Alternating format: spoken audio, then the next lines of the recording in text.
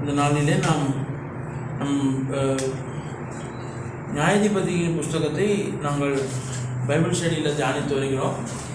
நியாயாதிபதிகளின் புஸ்தகம் 2ஆம் அதிகாரம், the book of Judges chapter 2. We will turn to book of Judges chapter 2.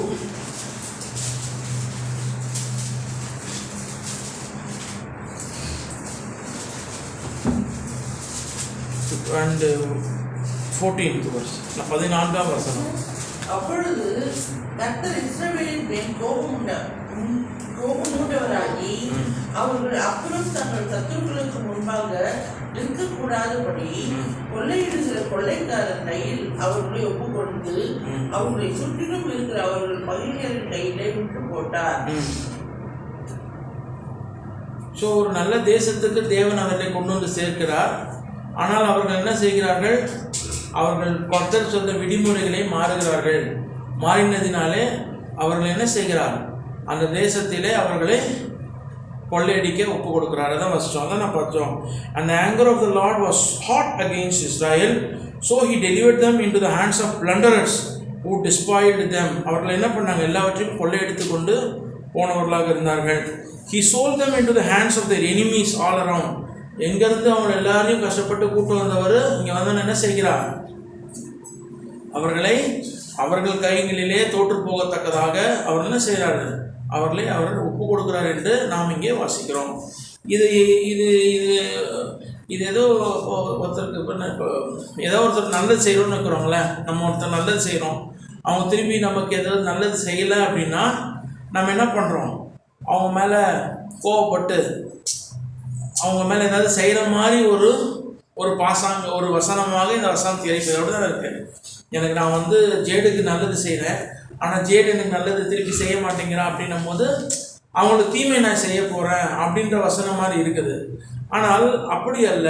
இங்கே என்ன ஆகுதுன்னு பார்த்தீங்கன்னா, இந்த வசனத்தை புரிந்து கொள்வதற்கு நாம் ரொம்ப அதிகமாய் ஆண்டவர் யார் என்பதை புரிந்து கொண்டால்தான் இந்த வசனத்தை நம்மால் புரிந்து கொள்ள முடியும். ஒருவேளை இப்போ இந்த ப்ரெசன்ட் கான்டாக்ட்ஸில் யோசிச்சு பாருங்களேன். நாம் ஆண்டவருக்கு ஒருவேளை உண்மை இல்லாமல் அவருடைய வழிக்கு நாம் வித்தியாசமாக போவோமே என்றால் நம்முடைய வாழ்க்கையும் இப்படி தான் கொள்ளையடிக்கப்படுமா? நம்முடைய வாழ்க்கையும் இப்படி தான் சத்துருவின் கரங்களிலே பொல்லாதவர்கள் நம்மை இச்சித்துக் கொள்வார்களா? பொல்லாதவர்களின் கூட்டம் நம்மை விழுங்க பார்க்குமா என்றெல்லாம் இருக்கிறது என்றெல்லாம் நமக்கு ஒரு யோசனைகள் வருகிறது. ஆனால் கர்த்தர் என்ன சொல்லுகிறார் பாருங்கள்.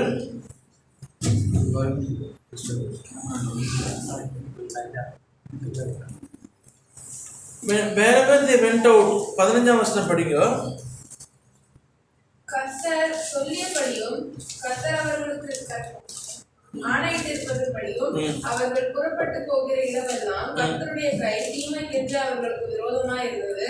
மிகவும் நெருக்கப்பட்டார்கள். We are meditating from the book of Judges. நியாயாதிபதிகளின் புஸ்தகம் 2ஆம் அதிகாரம் 14ஆம் வசனத்திலிருந்து பார்க்கணும். இதான் நியாயாதிபதிகள் 2ஆம் அதிகாரம். இப்போ இதுலேருந்து என்ன உங்களுக்கு புரியுது அப்படின்னு பார்த்தோம்னா, நாங்கள் என்ன பார்த்துருந்தோம்? 14ஆம் வசனம் பார்த்தோம். 14th verse படிக்கிறீங்களா? பிரதர், கர்த்தர் இஸ்ரவேலின் மேல் கோபம் உண்டாகி இஸ்ரவேல் மேல் கோபம் உண்டாகி அவர்கள் புறம் தங்கள் சத்துருக்களுக்கு முன்பாக நிற்கக்கூடாதபடி கொள்ளையிடுகிற கொள்ளைக்காரர் கையில் அவர்களை ஒப்பு கொடுத்து அவர்களை சுற்றிலும் இருக்கிற அவர்கள் பகைஞரின் கையிலே விற்று போட்டா. இப்போ நம்ம தான் சொல்கிறோம், அவருக்கு ஒரு நல்லது செய்கிறார் ஆண்டவர். நல்லது செஞ்சுட்டு அவங்க இவங்களை வழி பண்ணுறல பின்பற்றலன்னு ஒன்று என்ன செய்கிறாரு? விட்டு போட்டேன் அப்படின்னு சொல்கிற மாதிரி இருக்குது. ஆனால் இங்கே உண்மையான ஆழமான அர்த்தம் என்னன்னு பார்த்தீங்கன்னா, இவங்க எப்படி அந்த தேசத்தை பிடித்தார்கள் என்றால் அவர்கள் இறைவனுடைய தெய்வத்தினுடைய சக்தியால் வல்லமையால் தான் அந்த தேசத்தையே பிடிக்கிறாங்க. அவங்க தனியாக போய் பண்ணியிருக்கவே முடியாது, அவங்களால ஜெயிச்சிருக்க முடியாது, அவங்களால அந்த தேசத்தை பிடிச்சிருக்க முடியாது. அப்போது அந்த தெய்வம் எப்படிப்பட்டவராக இருக்கிறார்? மிகவும் பரிசுத்தமானவராக இருக்கிறார். அந்த பரிசுத்தமான தெய்வம் என்ன செய்கிறார்? இந்த மக்களோடு கூட பிரயாணப்பட்டு அந்த பரிசுத்தம் ஒன்றாக கலங்கும் பொழுது தான் என்ன ஆகுது? அங்கே பிரயாணப்பட்டு அநேக காரியங்களை இவர்கள் செய்து வந்தார்கள். அப்போ இவர்கள் தவறுகளை செய்யும் பொழுது, அதாவது இங்க என்னன்னா மற்ற தேவர்களை அவர்கள் பின்பற்றினார்கள் என்று வாசிக்கிறோம். மற்ற தேவர்கள் என்றால் அந்த நாளிலே இருக்கிற பாஆல் என்றும் அஸ்தரோத் என்றும் வழிபட்டு கொண்டிருந்த மக்கள், அதாவது சிலைகளை வழிபட்ட அந்த நாட்டினுடைய மக்களை இவர்களும் பின்பற்ற ஆரம்பித்தார்கள் என்று சொல்லப்பட்டுகிறது. அப்படின்னா என்ன அர்த்தம்னு பார்த்தீங்கன்னா, இப்போ ஒருவர் நம்ம கூட நினைக்கலாம், நான் சின்ன வயசுலேருந்து என்ன பண்ணல, மற்ற தெய்வங்களுக்கு முன்பதாக நிற்கல, மற்ற தெய்வங்கள் இந்து தெய்வங்கள் 30 முக்கோடி தேவர்கள் இந்த பூமியில் இருக்குது, ஆனால் நான் எந்த தெய்வத்தையும் போய் நான் நிற்கல என்றெல்லாம் சொல்லலாம். ஆனால் அதுக்கு என்ன மூல காரணம்னா, நாம் அப்படிப்பட்ட சேவிக்கும் பொழுது, அங்கே உழம் பொழுது நம்ம என்ன செய்கிறோமா, இவர்கள் பாவம் செய்கிறவர்களாக மாறிவிடுகிறார்கள். உதாரணத்துக்கு சொல்ல போனால், ஆண்டவருடைய கட்டளை என்னதான் கொடுத்தாரு ஆதாமுக்கு? போன வாரம் நம்ம அதை பார்த்தோம், ஏவாளை பற்றி பார்த்தோம். ஆதாமுக்கு எத்தனை கல்யாணம் பண்ணி வச்சார் ஆண்டவர்? ஒரே கல்யாணம் தான் பண்ணி வச்சாரு, அதான் அவருடைய பிரமாணம். ஆனால் மனிதன் என்ன செய்து விட்டான்? அதை மாற்றி விட்டான், அவன் கண் போன காரியங்களை. அப்படி என்று பார்க்கும் பொழுது நம்முடைய வம்சத்திலும் நம்முடைய இஸ்ரேல் மக்களுடைய காரியத்திலும் அநேக மனைவிகளை கொண்டது என்னதான் தவறுதான். அது தேவனுடைய பிரமாணம், தேவனுடைய திட்டம் அல்ல. தேவனுடைய திட்டம் என்னதான்? A man should marry a woman and he has to live with that. அதுதான் அவருடைய திட்டம், அவருடைய தீர்மானம். அதுக்கு விரோதமான தீர்மானம் கிடையாது. ஆனால் மனிதன் என்ன செய்கிறான்? He is taking some wrong examples. அப்போ அந்த தேசத்துக்கு குடிக்கிற எப்படி இருந்தாங்க, இப்படிதான் இருப்பாங்க. உனக்கென்று நீ ஒரு தெய்வத்தை வழிபடும் பொழுது நீ என்ன பண்ண, உனக்கென்ன ஒரு சட்டத்திட்டத்தை ஏற்படுத்தி கொள்ளுவாய். நீ அப்படிப்பட்ட சட்டத்திட்டங்களுக்குள்ளதாக நீ போகக்கூடாது. போகாமல் என்ன செய்ய வேண்டும்? என்னை நீ பின்பற்ற வேண்டும் என்று தான் அவர் என்ன செய்யறாரு. நீ மற்ற தெய்வங்களை என்ன பண்ணாதப்பா, ஆராதிக்காத. ஏன்? உன் பரிசுத்தம் என்ன ஆயிடும்? குலைக்கப்பட்டுரும். நீ என்ன பண்ண மாட்ட, உன்னுடைய பரிசுத்தமான ஒரு வாழ்க்கையை நீ வாழ மாட்டாய். நீ ஏன் கூட நடந்து வந்தா என்ன இருக்கும்? You will be a holy man. இந்த உலகத்தை கூட பார்த்தீங்கன்னா நிறைய தெய்வங்கள்லாம் இருக்கு. 2 பொண்டாட்டி இருக்கும். சித்திரம் தீட்டி வைக்கும் போது என்ன சொல்லுவாங்க, கோவில்கள்லாம் பார்த்தீங்கன்னா மிகவும் ஒரு டிஃப்ரெண்டான பிக்சர்ஸ் தான் இருக்கும். படங்களே சரி இருக்காது. ஏனென்றால் அதெல்லாம் தப்பு கிடையாது என்று சொல்லி மற்றவர்கள் அப்படி மாற்றி விட்டார்கள். ஆனாலும் இந்த நாட்டில் இப்போ சட்டத்திட்டத்தை பார்த்தோம்னா நிறைய பேர் உத்தமமாய் வாழ்கிறவர்களாக இருக்கிறார்கள். ஆனால் அதை தான் ஆண்டவர் சொல்றாரு, நம்ம மற்ற தெய்வத்துக்கு நம்ம நிற்கல அப்படின்றது கிடையாது. How we are holy to God. அந்த தெய்வம் வந்து பரிசுத்தமான தெய்வன். இந்த பரிசுத்தமான மக்களோட கூட சேர்ந்து என்ன செய்யறாரு, போய் போய் போய் போய் ஜெயிக்கிறாரு. இவங்க அசுத்தமான பொழுது அவர் என்ன செய்கிறார், இவர்களை விட்டு வெளியே போக வேண்டிய சூழ்நிலை வருது. அவர் வெளியே போனவொன்னு என்ன ஆயிடுது, இந்த மக்கள் போய் அங்கே கொள்ளைக்காரர்களிடத்திலும் மற்றவர்களிடத்தை அடிமைப்பட்டு விடுகிறார்கள். இதுதான் இந்த முக்கியமான ஒரு சாராம்சமாக இந்த நியாயாதிபதியின் புஸ்தகத்தில் நாம் வாசிக்கின்றோம். ஆனால் இந்த மக்கள் இப்படிப்பட்டவர்களாக இருந்தாலும் அந்த வம்சத்திலே யார் வரார்? கர்த்தராகிய இயேசு கிறிஸ்து ஒரு பெரிய நியாயாதிபதியாக வருகிறார். பெரிய நியாயாதிபதியாக வருகிறார். He is a judge. இந்த நியாயாதிபதியின் புஸ்தகத்தில் முழுசும் நாங்கள் அதெல்லாம் தியானிக்கிறோம். வாலிப பிள்ளைகள் தயவுசெய்து வியாழக்கிழமை தோறும் 7 to 8 இருக்கு. அப்போ கம்பல்சரியாக வாங்க, வந்து கொஞ்ச நேரம் பைபிளை படிக்கும் பொழுது என்ன ஆகும், நிறைய விஷயங்கள் நாம் என்ன பண்ணுவோம், கற்றுக்கொள்வோம். whenever you are taking time free, please come and listen to the words. அது என்ன ஆகும், அது ஜீவன் இருக்கிறது. அப்போ ஒவ்வொரு நியாயாதிபதி எழுப்பி அவங்களுக்கு காப்பாற்றார், ரட்சிப்பை கொண்டு வரார். அதே போலதான் கர்த்தராகிய இயேசு கிறிஸ்து இந்த உலகத்துக்கு வந்து ஒரு பெரிய நியாயாதிபதியாக நாம் எதுல மாட்டிக்கணும், போயிட்டு நம்ம எதுல மாட்டுறோம், பிசாசானுடைய கரங்களுக்குள்ளதாக நாம் என்ன செய்கிறோம். அநேக நேரங்களில் என்ன பண்றோம், கர்த்தருடைய வழியை கொஞ்சம் விட்டு போனா ஒரு நாள் காலையில ஏஞ்சி பைபிள் படிக்க மறந்துட்டோம்னா என்ன ஆயிடும், அந்த நாள் பிசாசான நம்மளை இழுத்து கொண்டு போயிடுவான். அதை தான் நாம் வாசிக்கிறோம் மத்தேயு சுவிசேஷத்துல. அவர் பெரிய நியாயாதிபதியாக இந்த உலகத்துக்கு வந்து நமக்காக அவர் என்ன செய்தாரு, பேய்களையும் சாத்தானின் கொடூரமான காரியங்களையும் அவர் என்ன செய்தார், அழித்தார். மனுஷன் மேல அவருக்கு சண்டை போடல. அவர் மனிதன் எல்லாரையும் பார்த்தாரு, பாவமா இருக்கிறான். அவனை தூண்டுறது யாரு, பாவம் செய்ய அவனை தவறான வழிகளுக்கு இழுத்து செல்வது யார், சாத்தான். அதுதான் நீங்க சொல்றாரு 12ஆம் அதிகாரம், மத்தேயு 12ஆம் அதிகாரம்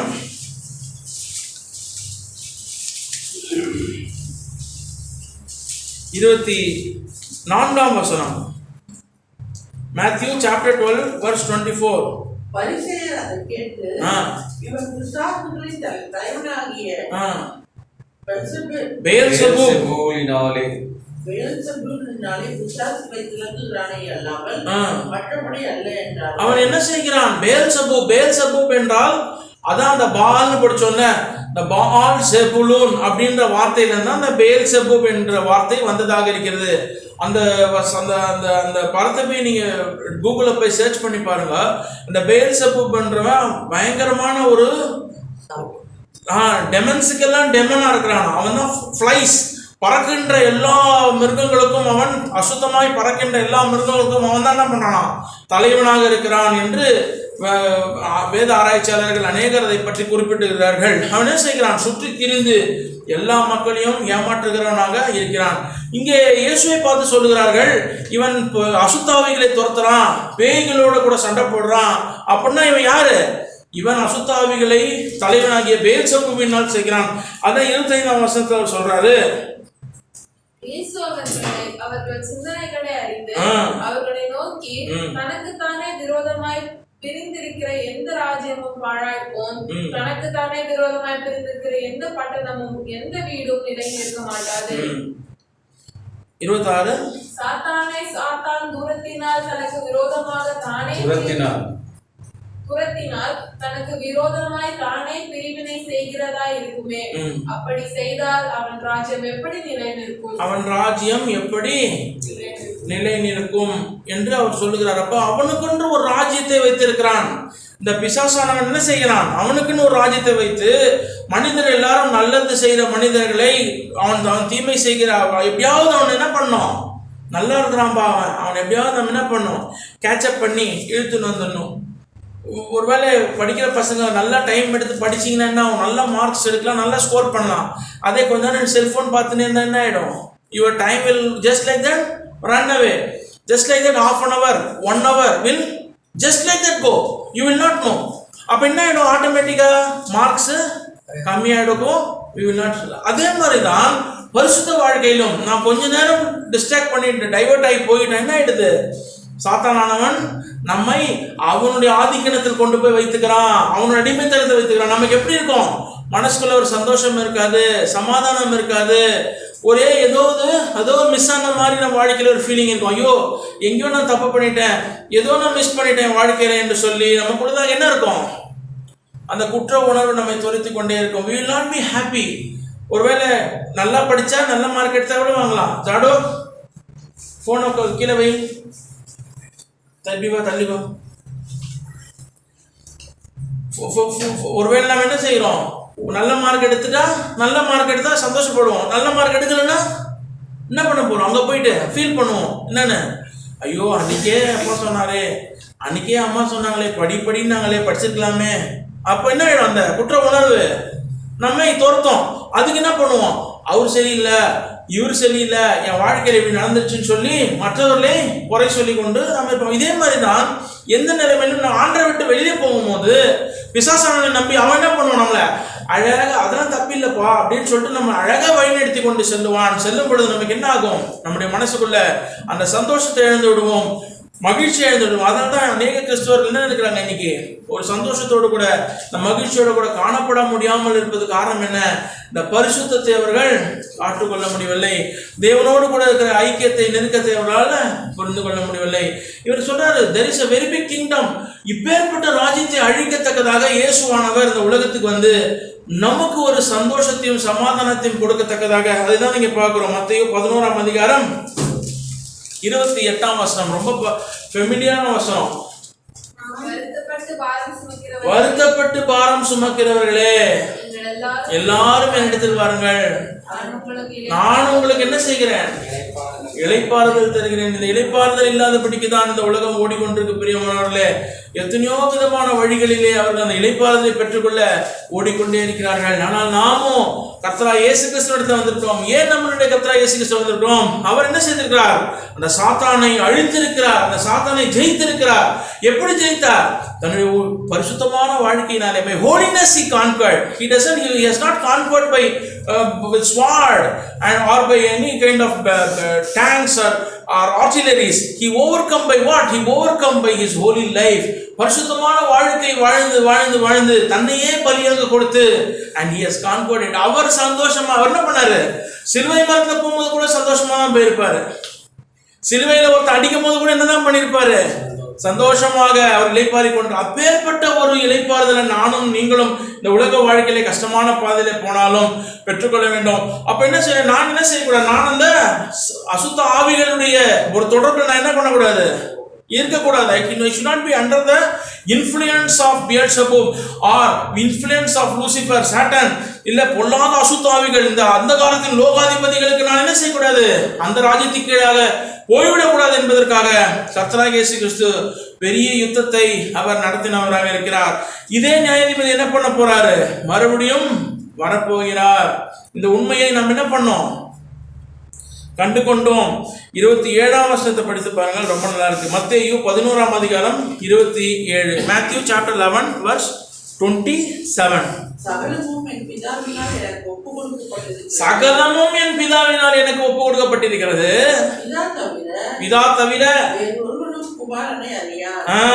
குமாரன் எவனுக்கு அவரை வெளிப்படுத்த சித்தமாக இருக்கிறாரோ அவனும் தவிர வேறொருவனும் பிதாவை அறியான். வேற ஒருவனும் என்ன பண்ண முடியாதா? அப்போ நாம் இன்னைக்கு இயேசுவானவரை அறிந்திருக்கிறோம்.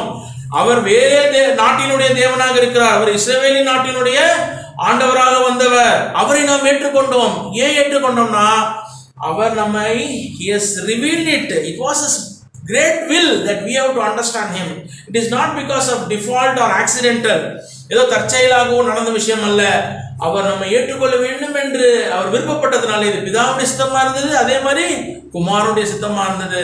அண்டர்ஸ்டாண்ட் பண்ணிக்கணும். இந்த சத்ருவுடைய ராஜ்யத்துக்குள்ள போயிட்டோம்னா நம்ம வாழ்க்கை எப்படி இருக்கும்?